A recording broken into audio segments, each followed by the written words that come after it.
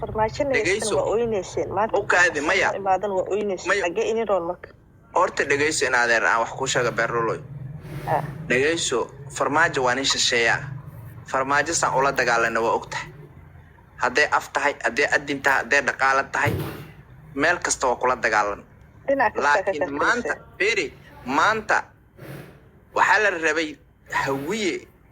in la qanciyo dadkii weliba especially badbaado qaran habargidir ayagoo ra-iisul wasaaraha waxyaalaha feri waxyaalaha dibeedka ee lagu doodi karo xaqa ah oo beenta oo layska indhatiraa waxay tahay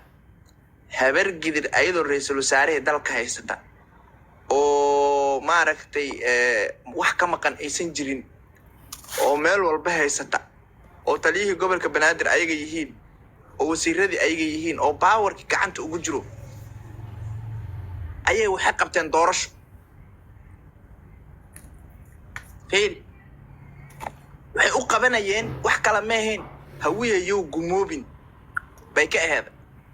laakiin way awoodeen inay dhahaan dowladda halala shaqeeyo صح dowladda halala shaqeeyo hadday dhihi lahaayeen ma badbaado qaran jir leh doorashadii hadda irtaan in adeerday hadday dhihi lahaayeen dowladda halala shaqeeyo intay habargidir meel iskugu yimaadeen ma badbaado iyo mucaaradaa jir lahay waa may jilbaan dhulka loogu dhufanaa laakiin rooble iyo tiima soo baxeen ii sugin adeere marka waxay intaas u dadaalayaan waxay aheeday hawiye inuu sugunnimo qaada maanta hawiyihii isgumeynaya hawiyihii waa isgumeynayaan xasan sheekh maxamuud dowladdiyaa loo dhiibay waxa weeye waa kana aha la yidhi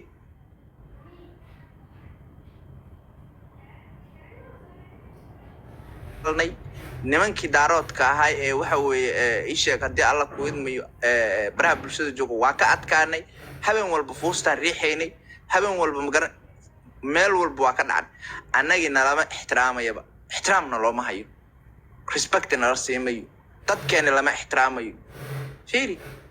meeshaan dowladda soomaaliyeed haddii laga rabo war waxaa loo baahan yahay dadka in la ixtiraamo waxaan waxbaa la isku darsaday 4.5 baa wax lagu qaybsaday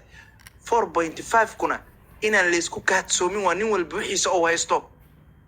laakiin haddii nin kale wixiisa la siiyo qalad waaye arrintaasna arrin la qaadan kara ma aha waxaana rabaa inaan runta u sheego soomaali niman yahow dowladda soomaaliya hadday sidaan kusii socoto soomaaliya qarbay ka dhaxaysaa soomaali waxbaa la isku darsaday waxa la isku darsadana in laysla sugaa qurux badan in lays xushmeeyaa qurux badan in lays dhegaystaa qurux badan cabashada dadka in la dhegaystaa qurux badan laakiin haddii lagu joojin mayo la dhaho oo qof walba waxa weeye halkaas laga baxo oo qof walba waxa weeye dad aan wax magarata ah oo waxa weeye ii sheeg sida madaalo kala dad cawaana oo aqlinayn lahayn maaragtay wax ay gartaan aysan jirin inta meel loo dhiibo la yiraahdo dadka meelaha karara war dadkaan dadkii soo dagaalamay soo halgamay way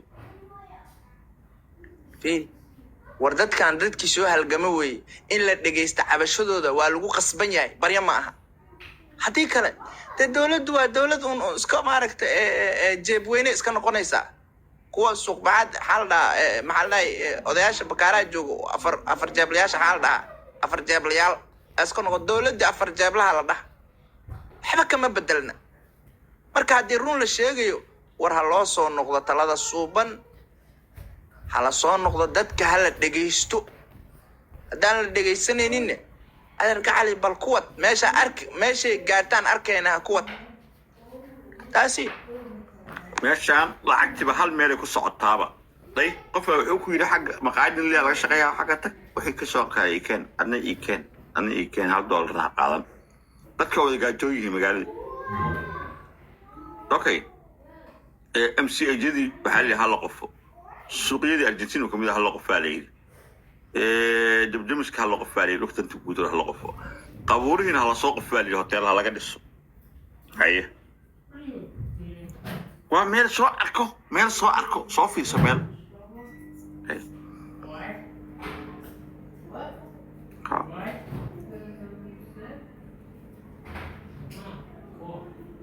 waa gaajo. arrintaas waa siyaasad daahirow. taas waxaa ka daran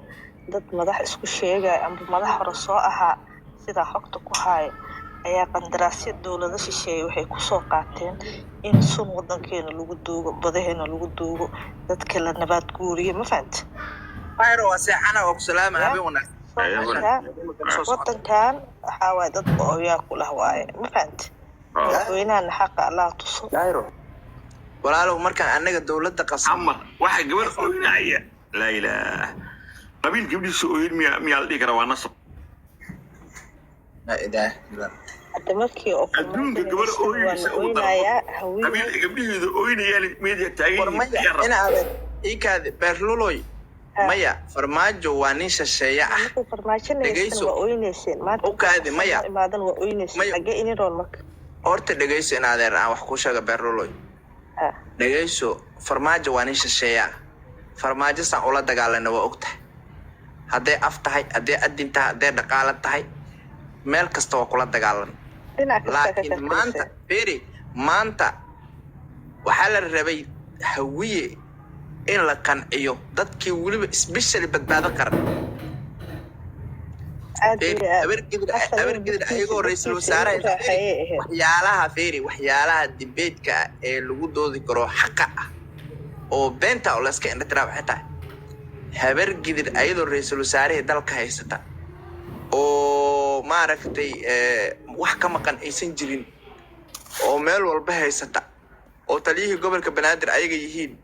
oo wasiiradii ayaga yihiin oo baawarkii gacanta ugu jiro ayay waxay qabteen doorasho. feri waxay u qabanayeen wax kala ma ahayn hawiyayow gumoobin bay ka aheeda, laakiin way awoodeen inay dhahaan dowladda halala shaqeeyo. صح dowladda halala shaqeeyo hadday dhihi lahaayeen ma badbaado karnaa jir leh. doorashadii hadda irtaan in adeerday hadday dhihi lahaayeen dowladda halala shaqeeyo intay habargidin meel iskugu yimaadeen ma badbaado iyo mucaaradaa jiri lahay. waa may jilbaan dhulka loogu dhufalaa laakiin seen rooble iyo tiima soo baxeen. ii sugin adeeray marka waxay intaas u dadaalayaan waxay aheeday hawiye inuu sugunnimo qaadan. maanta hawiyihii waa isgumaynayaan. xasan sheekh maxamuud dowladdiyaa loo dhiibay waxa weeye waa kana aha la yidhi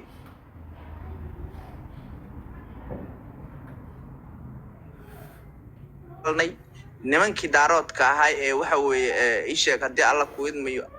baraha bulshada joogo waa ka adkaanay. habeen walba fuustaan riixaynay, habeen walba meel walba waa ka dhacday. annagii nalama ixtiraamayaba, ixtiraamna looma hayo, respecti nala siimayo, dadkeena lama ixtiraamayo. feri meeshaan dowladda soomaaliyeed haddii laga rabo war waxaa loo baahan yahay dadka in la ixtiraamo. waxaan waxbaa la isku darsaday 4.5 baa wax lagu qaybsaday. 4.5 kuna inaan la isku kaadsoomin waa nin walba wixiisa oo haysto. laakiin haddii nin kale wixiisa la siiyo